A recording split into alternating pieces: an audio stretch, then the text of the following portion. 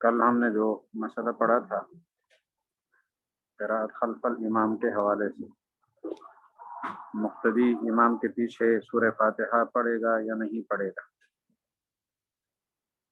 مسئلے کے اختتام پر ایک معترض نے اعتراض اٹھایا ہے کہ چند صحابہ کرام ہمیں ایسے نظر آتے ہیں کہ وہ امام کے پیچھے قراءت کے قائل ہیں، دوسروں کو حکم بھی دے رہے ہیں کہ قراءت خلف الامام کیا کرو۔ اس اشکال کو اور پھر ان کے اشکالات اور جوابات، یعنی یہ جو اشکال ہے اس کی تکمیل کے لیے پھر ان صحابہ کرام کا نام پیش کریں گے کہ کون کون سی شخصیت ہے جس شخصیت نے یہ نظریہ پیش کیا ہے صحابہ کرام میں سے کہ قراءت خلف الامام ہے۔ ان میں سب سے پہلے حضرت عمر فاروق رضی اللہ عنہ کا فتویٰ ہے، اور وہ ایک سند کے ساتھ ہمارے سامنے آئے گا۔ پھر عبداللہ ابن عمر ابن العاص رضی اللہ عنہ کا عمل دو سندوں کے ساتھ اس کو ذکر کریں گے۔ اس کو ذرا دیکھ لیتے ہیں۔ ان قال قائل، اگر کسی کہنے والے نے یہ کہا کہ فقد روی عن نفر من اصحاب رسول اللہ صلی اللہ علیہ وسلم، حضور علیہ السلام کے صحابہ کی ایک جماعت سے منقول ہے، روایت شدہ مذہب ہے ان کا کہ انہم کانوا یقرؤون خلف الامام، وہ امام کے پیچھے قراءت کیا کرتے تھے، ویأمرون بذلک، اور اس کا حکم بھی دیا کرتے تھے۔ فذکر، اور اس معترض نے یہ حدیث پیش کی، ما حدثنا صالح بن عبد الرحمن قال حدثنا سعید بن منصور قال حدثنا وشيم قال اخبرنا ابو اسحاق الشيباني عن جواب بن عبید اللہ التیمی قال حدثنا يزيد بن شريك ابو ابراہیم التیمی انه قال سألت عمر بن الخطاب رضی اللہ عنهم عن القراءة خلف الامام۔ حضرت عمر ابن خطاب رضی اللہ عنہ سے ابو ابراہیم التیمی پوچھتے ہیں کہ قراءت خلف الامام کا کیا حکم ہے؟ فقال علی اقرأ، انہوں نے فرمایا کہ آپ پڑھو۔ فقلت، تو میں نے یہ کہا وہ ان كنت خلفک، اگر میں آپ کے پیچھے رہوں تب بھی پڑھوں؟ فرمایا وہ ان كنت خلفی، اگر آپ میرے پیچھے رہو تب بھی۔ میں نے کہا حضرت وہ ان قرأت، اگر آپ قراءت کر رہے ہوں؟ میں نے کہا اگرچہ میں قراءت کر رہا ہوں تب بھی آپ پڑھو۔ دوسری روایت عبداللہ ابن عمر کی، وبه قال حدثنا صالح قال حدثنا سعید قال حدثنا وشيم قال اخبرنا ابو بشر عن مجاهد قال سمعت عبداللہ ابن عمر یقرأ خلف الامام۔ عبداللہ ابن عمر ابن العاص رضی اللہ عنہ کو میں نے سنا حضرت مجاہد فرماتے ہیں ظہر کی نماز میں سورہ مریم کی تلاوت فرما رہے، اور اس کے بعد بھی حضرت مجاہد ہی کی روایت ہے عبداللہ ابن عمر سے اگلی سند کے ساتھ۔ حدثنا ابو بکر قال حدثنا ابو داود قال حدثنا شعبۃ عن حسین قال سمعت مجاہدا یقول صلیت مع عبداللہ ابن عمر رضی اللہ عنہ الظہر والعصر، ظہر اور عصر کی نماز کانا یقرأ خلف الامام۔ یہ معترض نے اعتراض اٹھایا، قیل له، اس معترض سے کہا جائے گا قد روی ھذا عمن ذکرتم، یہ روایتیں تو مروی ہے ان بزرگوں سے جن کو تم نے ذکر کیا، حضرت عمر ابن الخطاب رضی اللہ عنہ اور عبداللہ ابن عمر ابن العاص رضی اللہ عنہ، دو صحابہ تین سندیں، لیکن وہ روی عن غیرہم بخلاف ذلک، دوسرے حضرات سے اس کے خلاف بھی مروی ہے، اور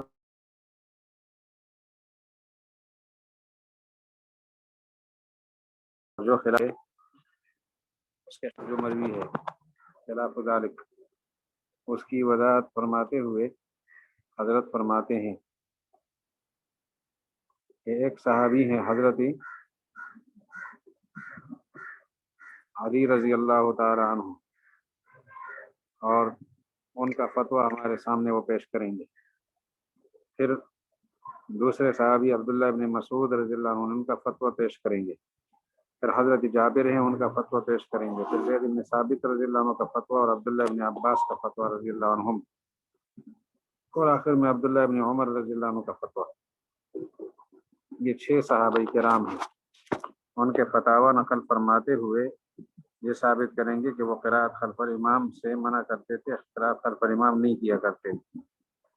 تو تواتر نظر آ رہا ہے، تواتر ترجیح پھر ان صحابہ کے فتووں کو ہوگی۔ تو اب حضرت سب سے پہلے علی رضی اللہ تعالی عنہ اس کی روایت کو سن لیجیے. حدثنا فاض قال حدثنا ابو نعيم قال سمعت محمد بن عبد الرحمن بن ابي ليلى ومر على دار بن الشيحاني قال حدثني صاحب هذه الدار وكان قد قرأ على ابي عبد الرحمن عن المختار بن عبد الله بن ابي ليلى قال قال لي علي رضي الله عنه من قرأ خلف الامام فليس على الفطرة. جس نے امام کے پیچھے قراءت کی وہ فطرت کریمہ پر نہیں ہے، وہ ٹھیک عادتوں والا نہیں ہے.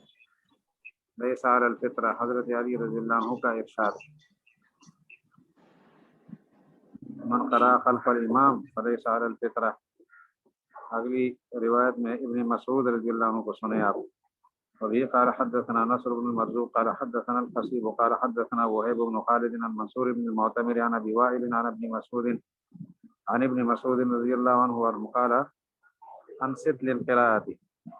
قراءت کے لیے چپ خاموشی اختیار کیا کرو، چپ ہوا کرو. فإن في الصلاة شغلہ، کہ نماز کے اندر اپنی ایک مشغولیت ہے. وسيكفيك ذلك الامام، اور اس کام کے لیے امام کافی ہے تمہارے لیے. کہ قراءت کرنے کے لیے امام کو چھوڑ دو، وہ تمہاری طرف سے بھی قراءت کرے گا اور اپنی طرف سے بھی کرے گا.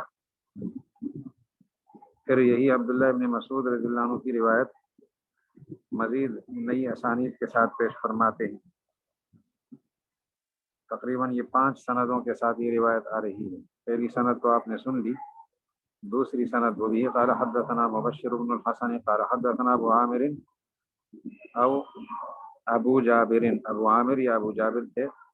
قال اخبرنا اشک عن شعبہ، مجھے خیال ہے کہ انہوں نے آگے پھر شعبہ فرمایا تھا. منصور عن ابی باہر عن عبد اللہ مثلہ، یہ دوسری سند ہو گئی. یہ قال حدثنا روح بن الفرج قال حدثنا یوسف بن عدی قال حدثنا ابو الاحوص عن منصور عن ابی وائل عن ابن مسعود رضی اللہ عنہ نحوه. اگلی سند بھی قال حدثنا ابو بکر قال حدثنا ابو داود قال حدثنا خدیج بن معاویہ عن ابي اسحاق عن علقمة عن ابن مسعود رضی اللہ عنہ قال لیت الذی یقرأ. ابن مسعود رضی اللہ عنہ فرماتے ہیں کاش کہ وہ آدمی جو قرات خلف الامام کرتا ہو ملئفوہ ترابا، کہ اس کا منہ مٹی سے بھر دیا جائے. وہ کیوں قرات کرتا ہے؟ تو قرات خلف الامام کرنے والے کے لیے حضرت عبداللہ ابن مسعود کا لہجہ سخت ہے کہ اس کے منہ کو مٹی سے بھر دینا چاہیے. پھر اس کے بعد جو روایت آ رہی ہے وہ بھی ابن مسعود رضی اللہ عنہ کی ہی ہے لیکن سند نہیں ہے. وہی قال حدثنا حسین بن نصر قال حدثنا ابو نعیم قال حدثنا سفیان عن الزبیر عن ابراہیم عن علقمة نحوه. اس کے بعد جو روایتیں آ رہی ہیں حضرت ابن مسعود رضی اللہ عنہ کے بعد والی روایت وہ حضرت جابر رضی اللہ عنہ کی ہے 2 سندوں کے ساتھ. البتہ ایک سند میں عبداللہ ابن عمر اور حضرت زید ابن ثابت بھی اسی میں شامل ہیں. عبداللہ ابن عمر، زید ابن ثابت. حدیث جابر رضی اللہ عنہ کی ہے لیکن یہ 2 حضرات ساتھ شامل ہے، عبداللہ ابن عمر بھی اور حضرت زید ابن ثابت بھی. آپ ذرا دیکھ لیجئے. یہ قال حدثنا یونس قال حدثنا ابن وهب قال اخبرني حیوة بن شریح عن بکر بن عمرو عن عبید اللہ بن مقسم انه سأل عبد الله بن عمر وزید بن ثابت وجابر بن عبد الله رضی اللہ عنہم فقالوا لا تقرأ خلف الامام في شيء من الصلوات. نمازوں میں کسی بھی چیز کے اندر یعنی کسی بھی نماز میں امام کے پیچھے قرات نہ کیا کرو. یہ تینوں حضرات ایک ساتھ فرما رہے ہیں.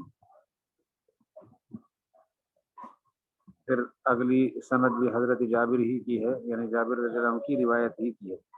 ابھی قال حدثنا یونس قال حدثنا ابن وهب قال اخبرني مخرمة عن ابي عن عبید اللہ بن مقسم قال سمعت جابر بن عبد الله رضی اللہ عنہ ثم ذكر الحديث مثل ذلك. پھر حدیث اسی طرح بیان کی جو اوپر گزری ہے. اب اگلی جو شخصیت ہے وہ حضرت زید بن ثابت رضی اللہ عنہ کی ہے. ان کا فتویٰ 2 سندوں کے ساتھ پیش فرما رہے ہیں. حضرت زید ابن ثابت تو توجہ فرمائیں گے. وحدثنا یونس بن عبد الاعلی قال اخبرنا عبد الله بن وهب قال اخبرني مخرمة بن بكير عن ابي عن عطاء بن يسار عن زيد بن ثابت رضي الله عنه ان سمعه يقول لا يقرأ المؤتم مقتدی پڑھے گا نہیں خلف الامام فی شیء من الصلوات، نمازوں میں کسی بھی چیز کے اندر یا کسی بھی نماز میں مقتدی کے لیے قرأت نہیں ہے۔ اسی حدیث کی سند نمبر 2 زید بن ثابت کی روایت کی، وہی قال حدثنا فهد قال حدثنا علی بن معبد قال حدثنا اسماعیل بن ابی کثیر عن یزید بن قصیط عن عطاء بن یسار عن زید مثلہ۔ اب حضرت ابن عباس رضی اللہ عنہ کی روایت آ گئی، حضرت عبداللہ ابن عباس رضی اللہ عنہ، ایک سند کے ساتھ ان کا فتویٰ منقول ہے۔ وبه قال حدثنا ابن ابي داود قال حدثنا ابو صالح الحراني قال حدثنا حماد بن سلمة عن ابي جمرة قال قلت لابن عباس اقرأ والامام بين يدي فقال لا، میں قرأت کر سکتا ہوں کہ امام میرے سامنے، انہوں نے کہا نہیں۔ حضرت ابن عباس کا فتویٰ ایک سند کے ساتھ مکمل ہوا، اور آخری صحابی حضرت عبداللہ ابن عمر رضی اللہ عنہ ہیں، اور ان کی حدیث اور ان کی روایت 2 سندوں کے ساتھ۔ وبه قال حدثنا يونس قال حدثنا ابن وهب أن مالكا حدثه عن نافع أن عبد الله بن عمر رضي الله عنه وعنهم كان إذا سئل هل يقرأ أحد خلف الإمام، کیا کوئی شخص امام کے پیچھے قرأت کر سکتا ہے؟ یقول، وہ فرماتے تھے، اذا صلى أحدكم خلف الإمام فحسبه قراءة الإمام، جب تم میں سے کوئی آدمی امام کے پیچھے نماز پڑھے تو اس کے لیے امام کی قراءت کافی ہے۔ وکان عبداللہ ابن عمر لا یقرأ خلف الامام، عبداللہ ابن عمر تو امام کے پیچھے نہیں پڑھتے تھے۔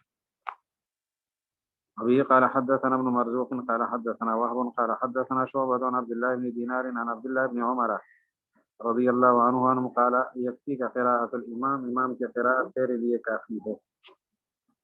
قال ابو جعفر فهؤلاء جماعة من اصحاب رسول اللہ صلی اللہ علیہ وسلم، یہ صحابہ کرام کی جماعت ہے، قد اجمعوا، اجماع کر چکی ہے، اعلیٰ ترک القراءت خلف الامام، امام کے پیچھے قراءت کے ترک پر۔ فقد وافقهم على ذلك ما قد روی عن رسول اللہ صلی اللہ علیہ وسلم، اور فرماتے ہیں صحابہ کرام کی موافقت کی ہے اسی چیز پر ان احادیث نے جو مروی ہے رسول اللہ علیہ السلام سے، مما قدمنا ذکرہ، جس کا ذکر ہم نے پہلے کر لیا ہے۔ وشهد لهم النظر الذي قد ذکرنا، اور اس نظر نے بھی ان کے حق میں گواہی دی ہے اور شہادت پیش کی ہے جس کو ہم نے ذکر کیا۔ فذلك اولا مما خالفه، اب جو 2 روایتیں آپ نے پیش کی تھی 2 شخصیات کی، اس کے مقابلے میں اکثریت اور پھر وجہ نظر اور رسول اللہ علیہ السلام کے ارشادات، یہ ایک طرف جب سامنے آ گئے تو اسی کو ترجیح ہوگی۔ قراءت خلف الامام کا مسئلہ مکمل کرنے کے بعد امام طحاوی رحمہ اللہ نیا باب قائم فرماتے ہیں۔ اس باب کا عنوان ہے باب الخفض فی الصلاة هل فیہ تکبیر، خفض نماز کے اندر جھکنا، پھر قیام سے رکوع کی طرف جانا یہ خفض ہے، اور پھر قومہ سے سجدے کی طرف جانا یہ خفض ہے، اور سجدے کے درمیان 2 سجدوں کے درمیان جب بیٹھ گیا تو دوسرے سجدے کی طرف جانا بھی خفض ہے، یہ جھکنا ہے۔ اس کے دوران تکبیر ہے یا نہیں؟ تو کچھ حضرات یہ فرماتے ہیں کہ نماز کے اندر جو رفع ہے، نیچے سے اوپر کی طرف اٹھنا تکبیر تحریمہ کے بعد، تکبیر تحریمہ تو سب کے ہاں فرض ہے، لیکن تکبیر تحریمہ کے علاوہ جو انتقال ہے، انتقال نماز کے اندر انتقالی حرکات، ایک حرکت سے ایک رکن سے دوسرے رکن کی طرف منتقل ہونا، قیام سے رکوع کی طرف، رکوع سے پھر قومہ، قومہ سے پھر رکوع، سجدہ، اور سجدے سے درمیان میں بیٹھنا، پھر دوبارہ سجدہ، پھر یا قیام اور یا پھر قاعدہ، یہ جو انتقالات، ان انتقالات کے اندر تکبیر ہے یا نہیں ہے؟ تو رفع کے اندر تو سب کہتے ہیں کہ ہے، کہ جب آدمی سجدے سے قیام کی طرف جا رہا ہو تکبیر ہے، اور ایک سجدے سے اٹھ رہا ہو پھر بھی تکبیر ہے، رفع میں تکبیر ہے، لیکن خفض نیچے کی طرف جو جا رہا ہو اس میں تکبیر نہیں ہے۔ یہ نظریہ ہے بنو امیہ کے خلفاء کا، حضرت عمر بن عبدالعزیز اور اس طرح کے ان کے علاوہ خلفاء کے علاوہ محمد بن سیرین رحمہ اللہ ہیں، سعید بن جبیر رحمہ اللہ ہیں، اور امام قتادہ وغیرہ، وہ فرماتے ہیں کہ عند الرفع تو تکبیر ہے، لیکن عند الخفض کوئی تکبیر نہیں ہے۔ جو سجدے کے لیے جائے گا تکبیر نہیں کہے گا، اور جو دوسرے سجدے میں جائے گا تکبیر نہیں کہے گا۔ پستی کی طرف، جھکنے کی طرف جو سلسلہ ہے یا قیام سے رکوع کی طرف جا رہا ہے، یہ بھی خفض ہے، اس میں تکبیر نہیں کہے گا۔ یہ رائے پیش کی ہے امام طحاوی نے، اور ان کی پہلے دلیل پیش کر دی۔ دلیل ان کی ہم سنتے ہیں۔ روایت یہاں پر ہے عبد الرحمن ابن ابزا کی۔ عمران نقل کرتا ہے ابن عبد الرحمن ابن ابزا سے، اور وہ اپنے والد عبد الرحمن ابن ابزا سے نقل فرماتے ہیں۔ عبد الرحمن ابن ابزا رضی اللہ عنہ صحابی ہیں۔ وہ فرماتے ہیں کہ میں نے رسول اللہ علیہ السلام کے ساتھ نماز پڑھی، آپ تکبیر مکمل نہیں کیا کرتے تھے، لا یتم التکبیر۔ اس کا مطلب یہ ہے کہ تکبیروں کی تعداد پوری نہیں کرتے تھے، کہ ہر حرکت انتقالیہ میں تکبیر ہو، اور یہی حدیث 2 سندوں کے ساتھ ہے۔ اس سے یہ نتیجہ نکلا کہ تکبیر کی تعداد پوری کرنی ضروری نہیں ہے، اور پھر اس میں یہ ہے کہ خفض کے وقت جو ہے بنو امیہ کے لوگ تکبیر نہیں کہا کرتے تھے، اور رفع کے وقت کہا کرتے تھے۔ یہ بات امام طحاوی نے شروع میں پیش کی ہے۔ دوسرے حضرات ائمہ اربعہ اور جمہور محدثین مفسرین سب اس بات کے قائل ہیں کہ ہر حرکت انتقالیہ میں تکبیر ہے، سوائے رکوع سے اٹھتے وقت، وہاں تو سمع اللہ لمن حمدہ ربنا لک الحمد ہے، اس کے علاوہ تکبیرات۔ اب پہلے حدیث کو سن لیتے ہیں۔ وبه قال حدثنا ابن ابي عمران قال حدثنا ابو خيثمة قال حدثنا يحيى بن حماد عن شعبة عن الحسن بن عمران عن ابن عبد الرحمن بن ابي عن ابن عبد الرحمن بن ابزة عن ابيه رضي الله عنه انه صلى مع رسول الله صلى الله عليه وسلم وكان لا يتم التكبير۔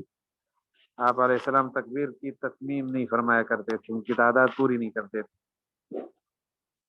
ابھی قال حدثنا ابن ابي داود قال حدثنا عمرو بن مرزوق قال حدثنا شعبة فذكر مثله باسناده۔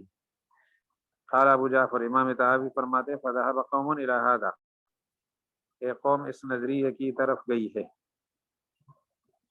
وہ قوم آپ کے محشی نے تفصیل سے لکھی ہے، حاشیہ نمبر 2 ہے میرے پاس۔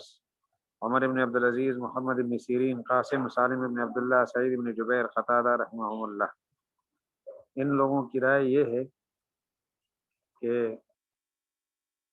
وَكَانُوا لَا يُكَبِّرُونَ فِي الصَّلَاةِ إِذَا خَفَضُوا، یہ تکبیر نہیں کہا کرتے تھے جب نماز کے اندر خفض والی حرکت کرتے، نیچے والی حرکت، پستی کی طرف والی حرکت، جھکنا، پست ہونا۔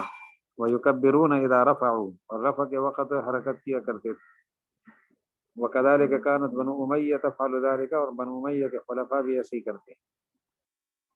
وخالفهم في ذلك آخرون، دوسرے لوگوں نے اس میں مخالفت کی ہے۔ فكبروا في الخفض والرفع جميعا، خفض اور رفع دونوں میں انہوں نے تکبیریں کہی ہیں۔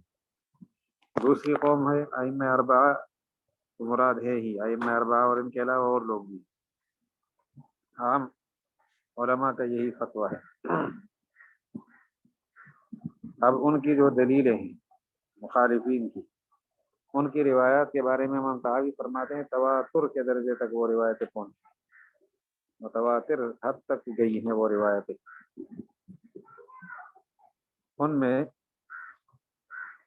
ان حضرات کی روایتوں کو جو تواتر تک پہنچی ہے تو چند صحابہ کرام سے وہ پیش فرمائیں گے۔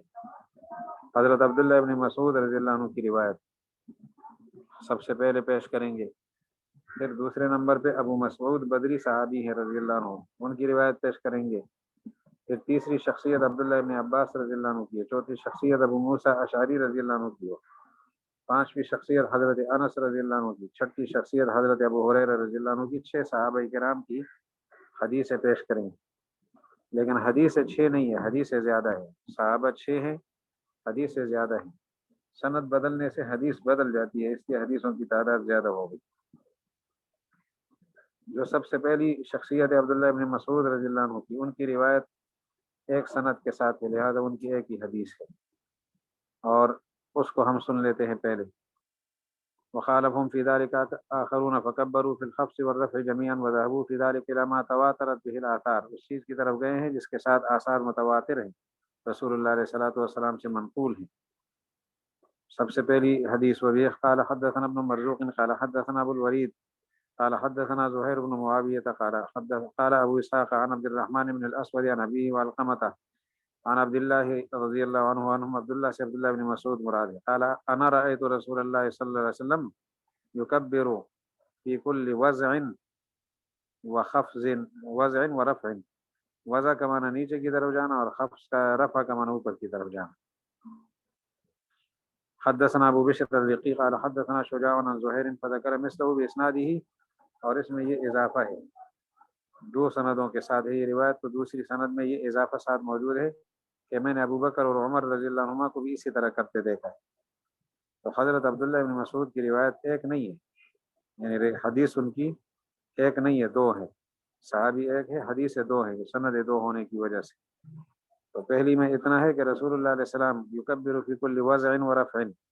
اور دوسری جو ان کی حدیث ہے اس میں اس اضافے کے ساتھ ہے ورأیت ابا بکر و عمر یا فلان ذالک ابو بکر و عمر بھی اسی طرح ہر خفض اور رفع یعنی ہر پستی کی طرف جانے والی حرکت اور ہر بلندی کی طرف جانے والی حرکت یعنی اٹھنے والی حرکت اور جھکنے والی حرکت میں تکبیر کیا کرتے اٹھنا اور جھکنا اب دوسرے صحابی ہیں ان کی روایت ایک سند کے ساتھ ہے یعنی ان کی حدیث ایک ہے ابو مسعود بدری رضی اللہ عنہ دیکھ لیجیے اب یہ قال حدثنا ابن مرزوق قال حدثنا عفان قال حدثنا حمام قال حدثنا عطاء بن السائب قال حدثني سالم البرات قال وكان عندي اوثق من نفسي قال ابو مسعود البدری وہ فرماتے ابو مسعود بدری رضی اللہ عنہ فرماتے ہیں الا اصلی لكم صلاۃ رسول اللہ صلی اللہ علیہ وسلم میں تمہیں یعنی تمہاری وجہ سے تمہیں دکھانے کے لیے رسول اللہ علیہ السلام کی نماز نہ پڑھ کے دکھاؤں فصلی بنا 4 رکعات آپ نے ہمیں 4 رکعات پڑھ کر دکھائی یکبر فیہن کل ما خفض ورفع تکبیر کہا کرتے تھے ہر خفض اور رفع کے وقت ہر جھکنے میں اور ہر اٹھنے میں ان کی حرکت تھی وقال هكذا رأيت رسول اللہ صلی اللہ علیہ وسلم اس کے بعد جو حدیث ہے وہ حضرت ابن عباس رضی اللہ عنہ کی حضرت عبداللہ ابن عباس رضی اللہ عنہ کی حدیث ہے اور حضرت عبداللہ ابن عباس کی حدیث 2 سندوں کے ساتھ ابھی ہم سنیں گے تو فرماتے ہیں ابن ابی داود قال حدثنا مسدد قال حدثنا عبد العزيز بن المختار قال حدثنا عبد الله الداناج قال حدثنا اکرمۃ قال صلى بنا ابو هريرہ حضرت ابو ہریرہ نے ہمیں نماز پڑھائی رضی اللہ عنہ فكان يكبر اذا رفع واذا خفض تکبیر کہا کرتے تھے جب سر اٹھاتے یا سر نیچے کرتے فاتحت ابن عباس میں ابن عباس کے پاس گیا اکرمہ فرماتے ہیں رضی اللہ عنہ رحمہ اللہ یہ تابعی ہیں ابن عباس رضی اللہ عنہ کے پاس گیا میں نے ان کو اخبرته بذلك اس چیز کی خبر دی فقال وليس ذلك سنت ابو القاسم تو نے فرمایا کیا یہ ابو القاسم کی سنت نہیں ہے صلی اللہ علیہ وسلم تو حضور کی سنت ہے تکبیر کہنا اس کے بعد جو روایت ہے وہ بھی اسی کی دوسری سند ہے لیکن اس میں ابو ہریرہ کا تذکرہ نہیں ہے صرف اتنا فرق صالح بن عبد الرحمن قال حدثنا سعيد قال حدثنا هشام قال اخبرنا ابو بشر عن اکرمۃ مثله ولم يذكر ابا هريرہ اب اگلی شخصیت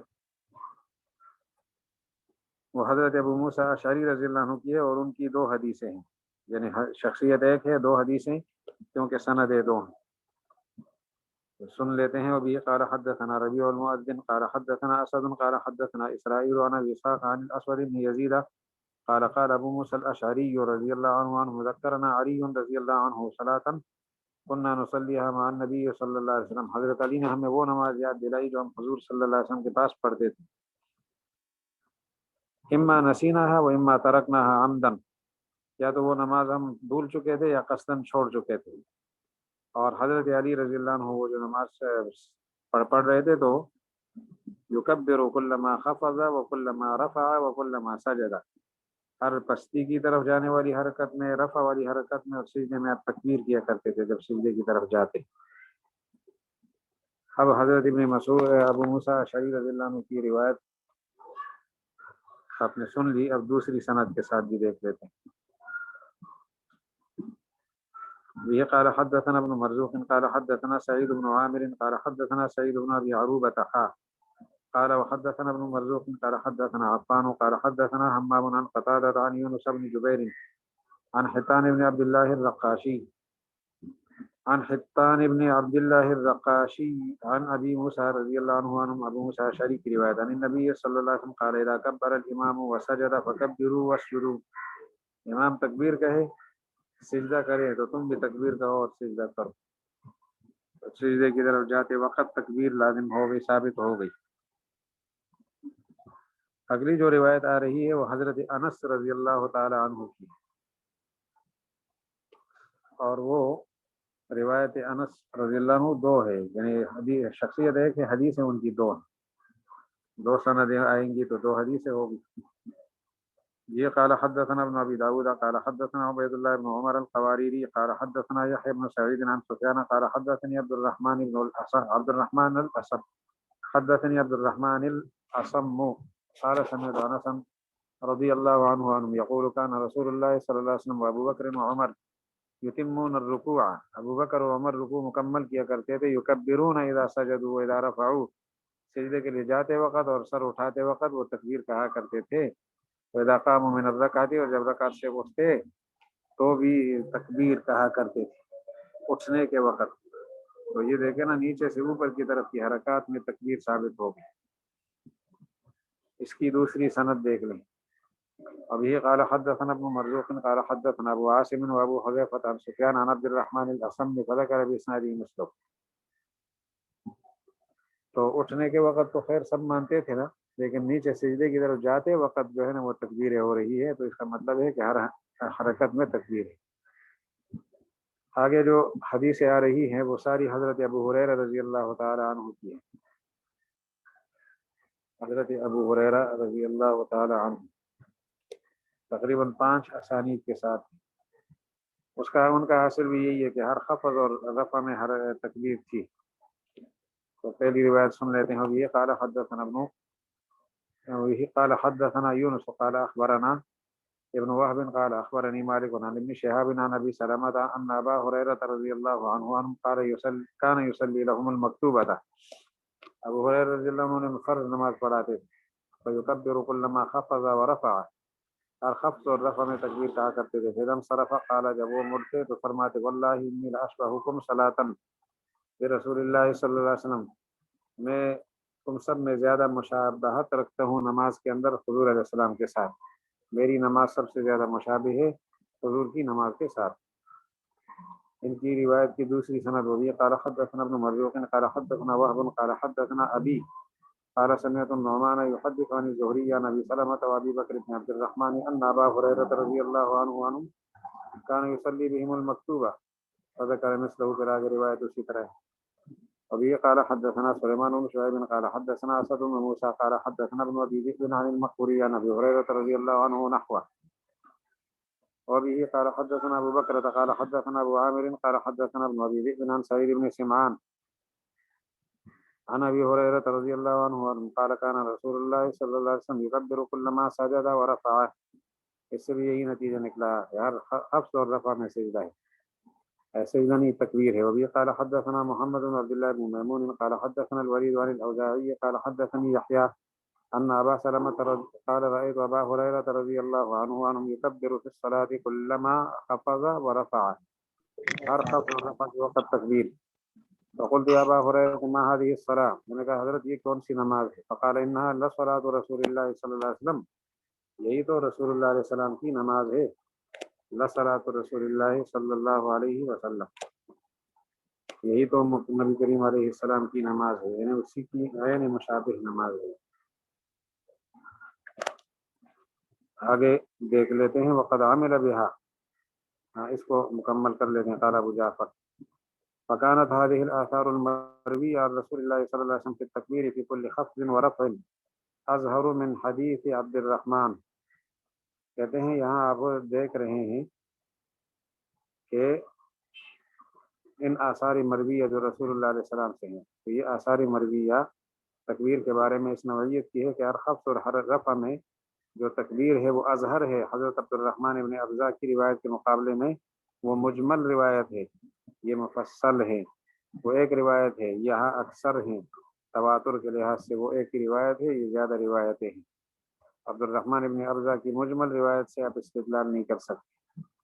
دوسرا اس میں احتمال یہ بھی ہے کہ وہاں تکبیر کبھی حضور علیہ السلام نے آہستہ فرمائی ہو، آہستہ کم آواز کے ساتھ، تو انہوں نے اسے یہ تعبیر کیا ہو کہ جی تکبیر مکمل نہیں کرتے تھے، نہیں ان کی آواز اونچی نہیں ہوتی تھی، یہ بھی امکان ہے، تو احتمال بھی موجود ہے اور اجمال بھی ہے۔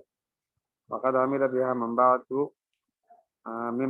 من بعد رسول اللہ صلی اللہ علیہ وسلم، من بعد رسول اللہ، ان لوگوں نے بھی عمل کیا جو رسول اللہ علیہ السلام کے بعد ہیں، پھر ابو بکر ہیں، عمر ہیں، علی ہے رضی اللہ عنہ، وتواتر بها العمل الى یومنا هذا، ہمارے اس دن تک اس پر عمل تواتر کے ساتھ آ رہا ہے۔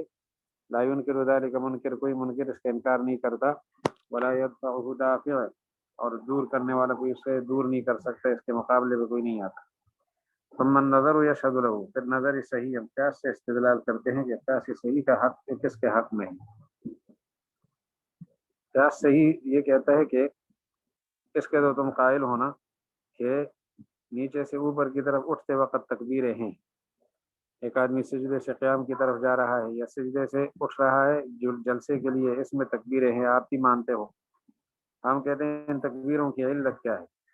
اگر اس کی علت یہ ہے کہ انتقال کے وقت تکبیر کہی جا رہی ہے، تو پھر اوپر سے نیچے کی طرف بھی تو انتقال ہے، تو انتقال کی وجہ سے وہاں تکبیر کیوں نہیں کہتے؟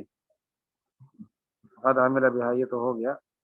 نظر صحیح جو ہے یشہد گواہی دیتے اس کے حق میں، وذالک ان رأینا الدخول فی الصلاۃ، ہم نے نماز کے اندر داخل ہونا دیکھا، یکون بالتکبیر، جو تکبیر کے ذریعے سے ہوتا ہے، ثم الخروج من الرکوع والسجود یکونان ایضا، پھر رکوع اور سجود سے جو ہے نکلنا وہ بھی تقریباً تکبیر کے ساتھ ہوتا ہے، اور قیام وکذالک القیام من القعود، قیام کے لیے قعود سے نکلنا یہ بھی تکبیر کے ذریعے سے ہوتا ہے، یہ تو آپ سب مانتے ہو۔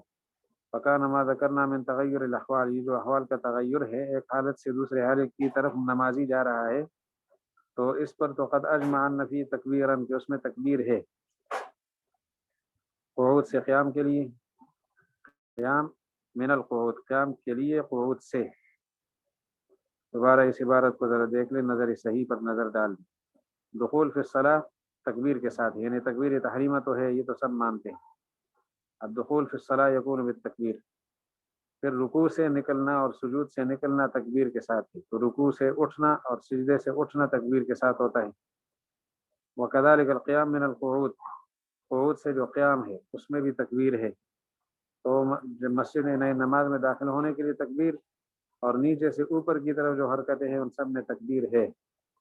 اب یہ جو تکبیر ہے فکان ما ذکرنا من تغیر الاحوال من حال الى حال، یہ جو تکبیریں ہیں یہ کس میں سے ہیں؟ ایک حالت سے دوسرے حالت کی طرف تغیر کی وجہ سے، تو سب کا اتفاق ہے کہ ان فی تکبیرا، ان سب میں تکبیریں ہیں۔ فکان النظر علی ذلک، اس پر نظر ڈالتے ہوئے ہم یوں کہیں گے کہ یکون تغیر الاحوال ایضا من القیام الى الرکوع، تو تغیر احوال تو یہ بھی ہے کہ قیام سے رکوع کی طرف آ رہا ہو، یہ بھی تغیر ہے، اور یعنی جو قومہ ہے اس سے سجدے کی طرف آ رہا ہو، یا جلسہ سے واپس سجدے کی طرف آ رہا ہو، یہ بھی تو انتقال ہے اور تغیر حالات ہے۔ تو جہاں نیچے سے اوپر کی طرف اٹھنے میں تغیر حال ہے اور اس کے لیے تکبیر ہے، تو اوپر سے نیچے کی طرف آنا بھی تغیر ہے، اس کے لیے تکبیر ضروری ہونی چاہیے۔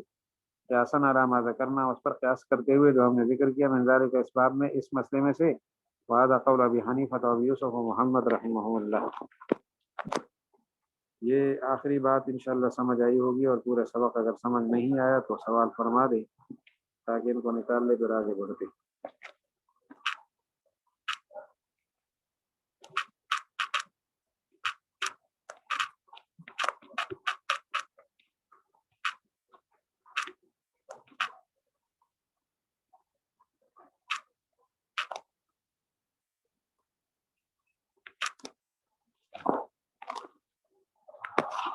خلاصہ،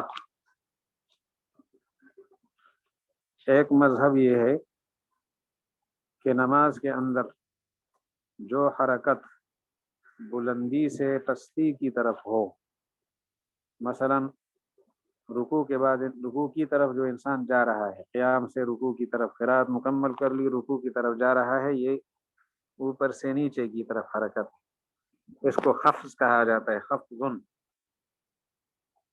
اسی طرح جب رکوع اس نے مکمل کیا اور پھر نیچے سجدے کی طرف جا رہا ہے، یہ حرکت کی خفض والی حرکت۔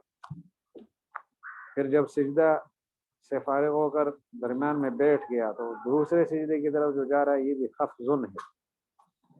تو ایک مذہب یہ ہے کہ ان موقعوں پر تکبیریں نہیں ہے، اللہ اکبر کہنا نماز کے اندر نہیں ہے۔ جو حرکتیں بلندی سے پستی کی طرف ہیں، اوپر سے نیچے کی طرف ہیں، ان حرکات کے اندر تکبیر نہیں ہے۔ یہ ایک نظریہ ہے، اس پر عبد الرحمن ابن ابزہ کی روایت پیش کی تھی شروع میں۔ دوسرا مذہب یہ ہے کہ ہر حرکت رفع سے خفض کی طرف ہو یا خفض سے رفع کی طرف ہو، یعنی سر اٹھانا ہو یا سر جھکانا ہو، ساری صورتوں میں تکبیریں ہیں۔ اس کے لیے انہوں نے 6 صحابہ کرام سے روایتیں پیش کی ہیں، اور وہ 6 صحابہ کرام کی روایتیں آپ نے سن لی۔ ان سے یہ نتیجہ نکلتا ہے کہ ہر حرکت میں تکبیر ہے، اور وجہ نظر آخر میں جو پیش کیا ہے اس کا حاصل یہ ہے کہ جہاں تکبیر آپ مانتے ہو، یعنی تکبیر تحریم میں تکبیر آپ بھی مانتے ہو، پھر رکوع سے اٹھتے وقت آپ تکبیر مانتے ہو، اور اسی طرح سجدے سے اٹھتے وقت تکبیر مانتے ہو، دوسری رکعت کے لیے اٹھتے وقت بھی تکبیر مانتے ہو، یہ تکبیریں کیوں مانتے ہو؟ ان کی علت کیا ہے؟ ان کی علت یہ ہے کہ نماز کے اندر حالات بدلتے ہیں تو تکبیر ہے، تغیر حال کی وجہ سے تکبیر ہے۔ تو جہاں نیچے سے اوپر کی طرف اٹھنے وقت بھی تغیر حال ہے، تو اوپر سے نیچے کی طرف جھکتے وقت بھی تو تغیر حال ہے۔ تو تغیر کی وجہ سے اگر تکبیر ہے تو تغیر یہاں بھی پایا جاتا ہے، لہٰذا یہاں بھی تکبیریں ہونی چاہیے۔ ہر سر جھکانے کے وقت اور سر اٹھانے کے وقت جو ہے وہ تکبیریں ہیں۔ یہ بات سمجھا رہے ہیں، انشاءاللہ اب سمجھ آئی ہوگی۔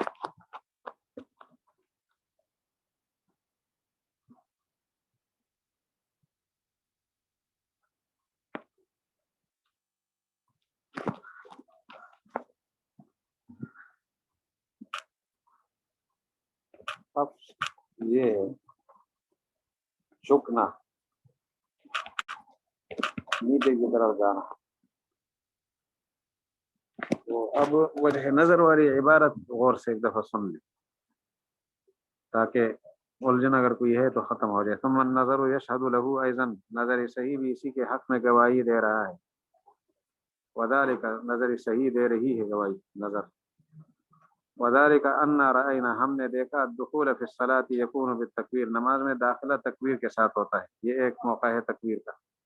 ثم الخروج من الرکوع والسجود، رکوع سے نکلنا اور سجدے سے نکلنا بھی تکبیر کے ساتھ، رکوع سے نکلنا بلندی کی طرف جانا ہے، سجدے سے نکلنا بلندی کی طرف جانا ہے، وہ بھی تکبیر ہے۔ اسی طرح قیام من القعود، جو قعود سے قیام ہوتا ہے، نیچے بیٹھا ہوا آدمی جو اٹھ رہا ہے تو یہاں بھی تکبیر ہے۔ فکان ما ذکرنا، جو کچھ ہم نے ذکر کیا ہے، یہ جو چیزیں ذکر کی، دخول فی الصلاۃ ایک، خروج من الرکوع، خروج من السجود، اسی طرح قیام من القعود، یہ ساری چیزیں تکبیر کی، یہ ساری چیزیں تغیر حالات ہے، ایک حالت سے دوسرے حالت کی طرف تبدیلی ہے، اور سب کا اس پر اتفاق ہے کہ قد اجمع ان فی تکبیرا، اتفاق واقع ہوا ہے کہ اس میں تکبیر ہے۔ تو ان تغیر حالات میں تکبیر ہے، تو فکان النظر علی ذلک، اس پر جب ہم نے نظر ڈالی تو تغیر احوال کی وجہ سے اگر تکبیر ہے تو قیام سے رکوع کی طرف جاتے وقت جو اختلافی مسئلہ ہے وہاں تکبیر ہونی چاہیے، اسی طرح قیام سے سجدے کی طرف جاتے وقت بھی تکبیر ہونی چاہیے، قیاسا علی ما ذکرنا، جو کچھ ہم نے ذکر کیا اس پر قیاس کرتے ہوئے، اور یہ ابو حنیفہ، ابو یوسف اور محمد رحمہ اللہ کا قول ہے۔ انشاءاللہ اب سمجھ آ گئی۔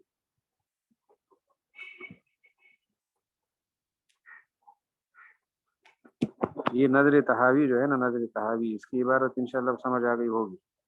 آپ 2 منٹ دیتا ہوں، اس نظر تحاوی کی عبارت دیکھ لیں، اگر کوئی الجھن ہو تو پوچھ لیں۔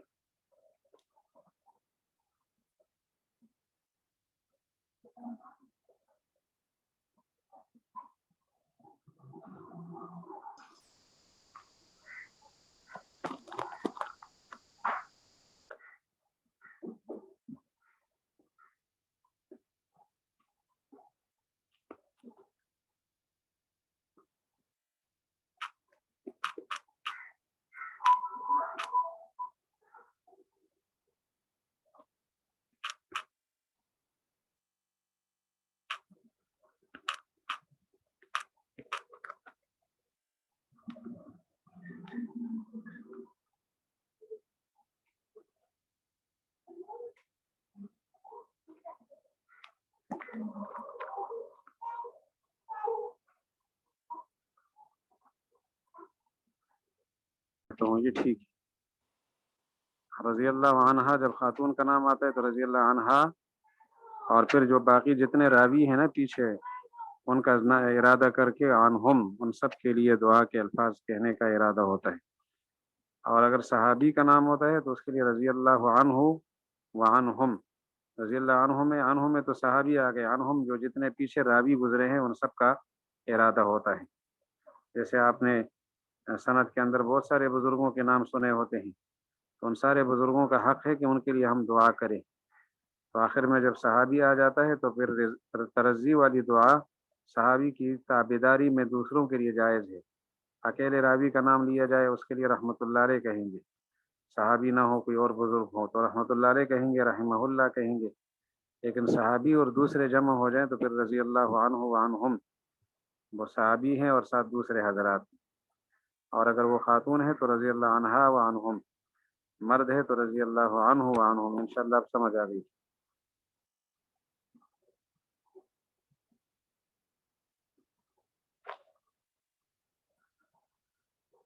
اب آگے جو مسئلہ جا رہا ہے انشاءاللہ وجہ نظر والی عبارت سمجھ آ گئی ہوگی آپ لوگوں کو۔ التکبیر للرکوع والتکبیر للسجود والرفع من الرکوع هل مع ذلك رفع ام لا؟ تب جب آدمی رکوع کے لیے تکبیر کرے اور سجدے کے لیے تکبیر کہے اور سجدہ رکوع سے اٹھے، یہ جو مواقع ہیں ان میں رفع یدین ہے کہ نہیں ہے، ہاتھوں کا اٹھانا ہے کہ نہیں ہے، یہ مسئلہ ہے اختلافی۔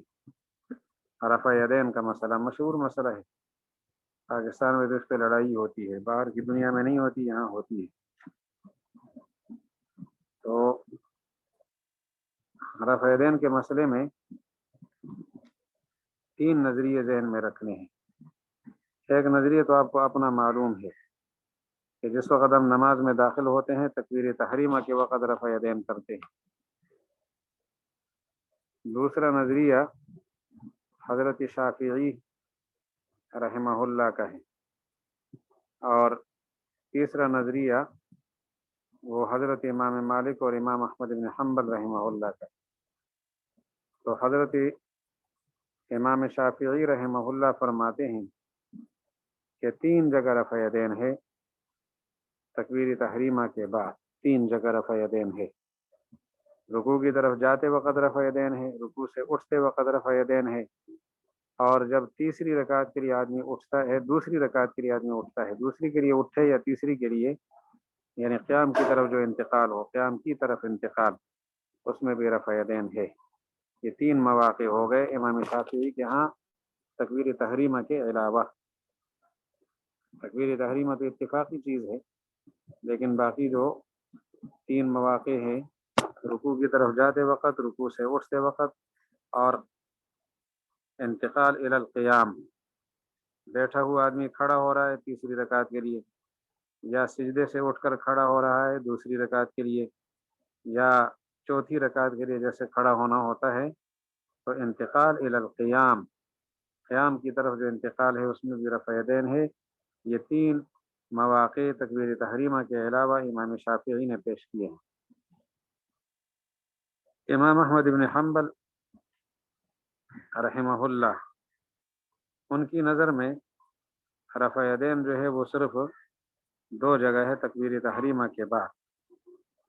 تکبیر تحریمہ کے بعد دو جگہ رفع یدین ہے، ایک رکوع کی طرف جاتے وقت، ایک رکوع سے اٹھتے وقت، اور بس۔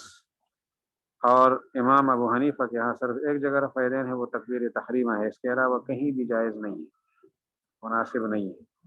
انشاءاللہ یہ تینوں باتیں سمجھ آ گئی ہوں گی۔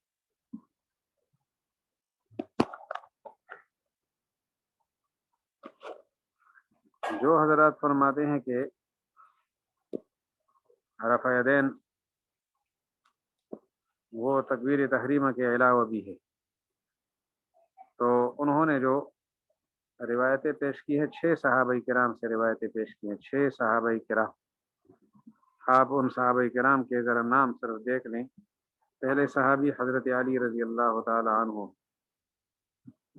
اور ان کی روایت ایک سند کے ساتھ ہے، آپ نے دیکھ لی ہوگی، میرے پاس جو نمبر درج ہے 1302 ہے، یہ 1302۔